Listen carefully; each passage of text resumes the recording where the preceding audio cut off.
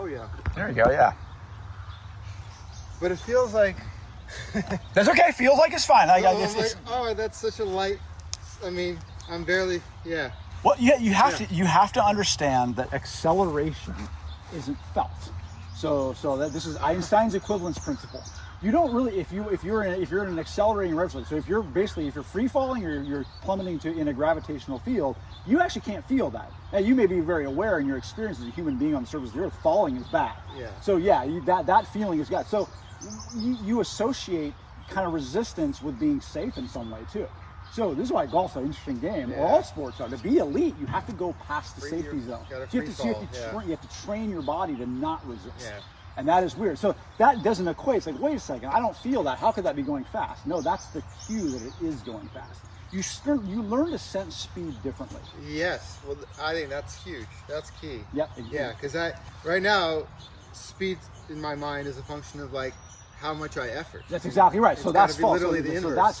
That's how you stabilize. Stabilization is a slowing down on the surface of the earth. Yeah. Speeding up is something you have to let go. So you always let go. Hence my first lesson, reaching and touching. It's important. Like it's like you don't know how you do it, and so you're using something that's been happening to you since you were born on this earth. You can't get away from it, and you're good at using it. So now when I want something to go farther, I need to know that, I don't have to slow that down like when I touch my nose or pick something off the ground. I can let it keep going. Yeah. And that becomes, then the body learns how to curve logarithmically around its kind of center of gravity, if you will.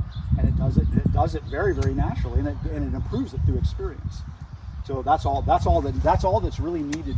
You really need to know that. And I'll take one step farther. The culmination of it all, it's really all about this continuing.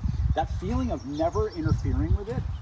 That works backwards to the technique. That's actually the essence of it. Is like I never have to grab it, add to it. If I can teach myself to not use the shaft and just let the club go where I want it to go, everything else stacks on top of that. That's why you have the transition. That's why you have the big turn.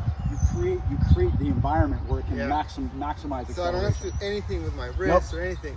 You can if you want to, but it's largely ineffective. And of course, that's what takes time to learn as a golfer. Yeah. But if you know from the get-go that doesn't help, that's a massive acceleration of learning.